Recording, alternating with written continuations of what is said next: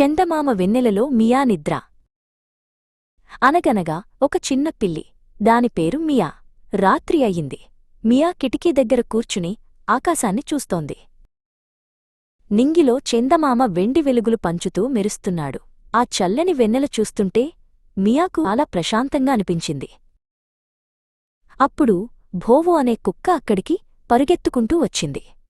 భౌవో, మియా, రా, మనం ఆడుకుందాం అని గట్టిగా అరిచింది.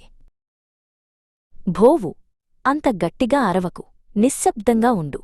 చూడు, చందమామ మనల్ని ఎంత హాయిగా చూస్తున్నాడో అని మియా నెమ్మదిగా అంది. భోవు వెంటనే కింద కూర్చున్నాడు. ఆకాశం వైపు చూస్తూ చల్లని గాలిని ఆస్వాదించాడు. భోవుకి మెల్లగా నిద్ర రావడం మొదలైంది. ఇంతలో చిట్టి అనే చిన్న ఎలుక అటూ ఇటూ పరుగెత్తుతూ అక్కడికి వచ్చింది. అది ఏదో తినడానికి వెతుకుతూ హడావిడి చేస్తోంది. చిట్టి, పరుగు ఆపి ఒక్క నిమిషం ఇక్కడ కూర్చో. ఈ ప్రశాంతమైన చందమామను చూడు అని మియా ఆ ఎలుకను పిలిచింది. చిట్టి పరుగు ఆపి మియా పక్కనే కిటికీమీద నెమ్మదిగా కూర్చుంది. వెన్నెల కాంతి చిట్టిమీద పడి అది మెరుస్తోంది.